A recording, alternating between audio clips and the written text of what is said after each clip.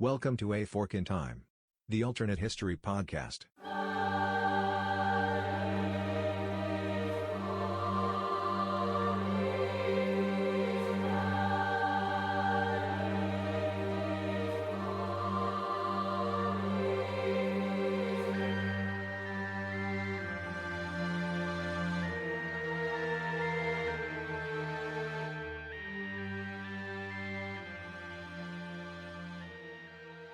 Welcome back to A Fork in Time, the alternate history podcast, and it's Alexis once again at the helm of the podcast today.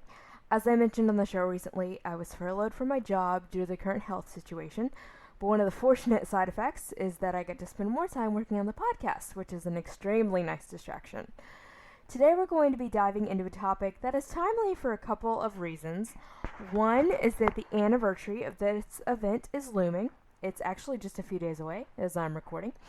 And based on when this episode releases, it will either have just passed or will have happened fairly recently. The other reason this topic is timely is that we'll be talking about hospital ships and their roles in war and other times of crisis. As I'm sure you know, the United States Navy ship Comfort has been docked in New York Harbor since March 30th. As it works to bring relief and needed aid to the medical workers in New York City during the coronavirus pandemic.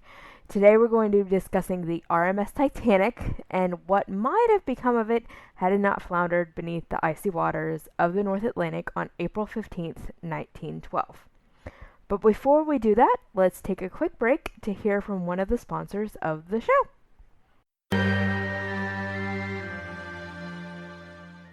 Here we are taking a quick break from today's show. This is Don along with Alexis. And what we'd like to talk to you about today, as I guess the founding members of A Fork in Time podcast, I'd like to talk to you about the actual platform that we host the podcast on. What's the name of that platform, Lex? Buzzsprout. Buzzsprout. And I have to tell you that when we were starting A Fork in Time, I was an avid podcast listener, but I really knew very little about what was required to actually get a podcast up and going. And so I did a little research, and as a result of that research, landed on Buzzsprout. It's not surprising that I landed on Buzzsprout because there are over 100,000 podcasts that call Buzzsprout home.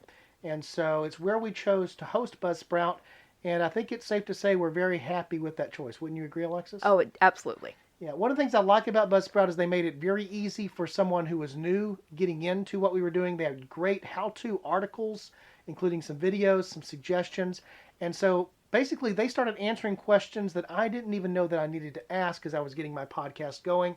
And so I would recommend if you've been thinking about a podcast, we don't think of you as a competitor. We just think you in terms of joining our community. Our recommendation would be that you give Buzzsprout a try. I think so too. Yeah, uploading episodes is easy. The statistical backups that you get to understand what's going on with your podcast. Again, you'll find it's a very easy platform to use, very interactive, very intuitive. And actually, if you follow the link in the show notes, you get the benefit of being connected to Buzzsprout. And what you will get with a paid hosting plan actually is a $20 Amazon gift card. What we will get as a result of you letting them know that we sent you over to check out Buzzsprout is we actually will get some benefit as well. So I think there's a term for that. What's that term, Lex? I think it's a win-win. Win-win. So if you've been thinking about doing a podcast, I would recommend that you check out Buzzsprout. Follow the link in the show notes. With a paid plan, hosting plan, if you move forward there, you'll get a $20 Amazon gift card as a result of following our link to go there. And we'll get the privilege of knowing that we helped somebody join the community, so that makes it a win-win. We hope you do it today. Welcome back to the show. So, of course, before we talk about the what if, we have to talk a little bit about the what did. The RMS Titanic took off on her maiden voyage from Southampton, England on April 10th of 1912. At the time of her launch, she was the largest ship afloat. She made stops in Cherbourg, France, and Queenstown, Ireland, before heading out into the Atlantic Ocean. On April 14th at 11:40 p.m. ship's time, she struck an iceberg. The collision caused the hull plates on her starboard or right side to buckle inwards, and opened 5 of her 16 watertight compartments. She was only able to stay afloat if 4 of those watertight compartments flooded. At 2:20 a.m. on April 15th, the Titanic perished along with more than 1,500 of the estimated 2,224 passengers on board. One quick note here about the number of lifeboats on board the ship. She was only carrying lifeboats for 1,178 people. Obviously, that's a fraction of the souls that were on board the ship. This is a major point that gets brought up a lot when talking about the tragedy of the Titanic, but this was standard practice for the day. A big reason why the death toll was so big was simply the temperature of the water that April night, estimated at just 28 degrees, when normal water temperatures for that area during that time of year were around 45 degrees. With temperatures like that, bodily functions stop within mere minutes of contact with the water, leading to hypothermia and loss of life. I think that if the Titanic had made it to her final port of call, it would have been a later sailing of that same ship, or another ship to have a disaster resulting in life lost because of the inadequate number of lifeboats to get something changed in terms of regulations. But that's the what did. Let's move to the what if. It's April 14th, 1912, 11:40 p.m. Somewhere in the North Atlantic, all is quiet below deck as children are sound asleep in their beds. Gentlemen are finishing up their last whiskey before turning in for the night, and nothing appears on the horizon except the smooth, glassy waters. All is normal.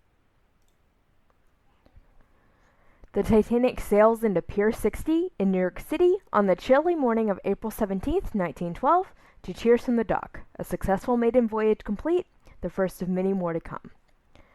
The Titanic then completes several more Atlantic crossings before duty to King and Country calls with the outbreak of World War I in 1914. She is pressed into service as a hospital ship by the Royal Navy. I'm going to assume here that she survives the German U-boat attacks during the war. Ironically, her sister ship, Britannic, would not be so lucky, falling victim to a German naval mine in 1916. Hospital ships were supposed to be clearly marked and not attacked, but that rule was not closely followed. Following the end of the war, she goes back into service as a luxury ocean liner. The White Star Line and Cunard lines merge in 1938. In real life, 1938, Cunard was the stronger company and took 62% of the new company, with White Star Line taking the remaining 38%. Cunard was in better shape due to misfortunes in the White Star Line, like the sinking of the Titanic in 1912. So without this, the companies are on equal footing, and they actually split the new company that forms in 1938 50-50. The White Star Line would not have been completely bought out in 1947 as it was in the real timeline, and the dual company would exist until it merged with Carnival Cruise Lines like Cunard actually did in 2005. If the Titanic was still in service in 1939, highly unlikely, that would have been over 20 years since it had started sailing, but it is still possible, she once again would have been called into service as a hospital ship with the outbreak of World War II. More likely, she would have been retired until White Star Line could have come up with a suitable use for her, and I think that use is pretty obvious. Floating luxury hotel. Imagine if, instead of the Cunard Line's retired Queen Mary, it was the White Star Line's RMS Titanic that was now docked in Long Beach Harbor and welcoming thousands of guests a year to take a tour through her storied past. Not a big leap in my book. Actually, I've been to Long Beach. I've taken a picture in front of the Queen Mary, and I had friends that actually thought it bared a striking resemblance to another ship, the RMS Titanic. So that does it for another episode of A Frickin' Time. Maybe this is a mini-sode, if you will. But I still want to thank you for joining me today. As always, we love having you. We would also love for you to get in touch with us as we continue to navigate these interesting times that we're going through in current history. You can do that by visiting our website, aforkintimepodcast.com. There you will see our COVID check-in page. Please reach out to us. Some of you have already, and we've been encouraged to get those messages. Drop us a line to tell us how you're doing. You don't have to share your name if you don't want to, but we'd also love to hear where you're listening from. We're building a community here at A Fork in Time, and we want to let you know that you are not alone. So we want to hear from you. Let us know how you're doing, and let us know where you're listening from so we can kind of see that we're all in this together. Also, be sure to subscribe so you never miss an episode of the show. I'm listening to a lot of podcasts right now, so that's an easy way to do it. You just hit that subscribe button, and then they just appear in your feed. Again, we want to thank you for your time listening today. We hope that we're doing our small part to provide a little bit of a distraction and reminding you that we're all in this together. So this is Alexis Shelley signing off from another episode of A Fork in Time. I'll end as always with that famous Yogi Berra adage that we tweak just a little bit here on the show. If you find a fork in time, take it. Stay home, stay safe, but stay connected. Thanks for listening.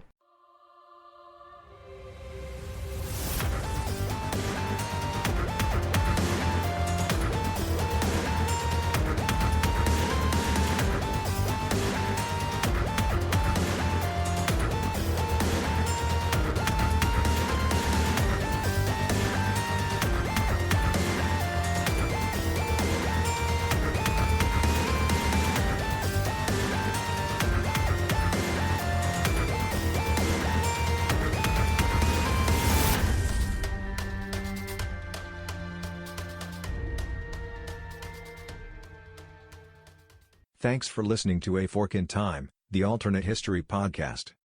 Learn more about the podcast at www.aforkintimepodcast.com. Join us next time.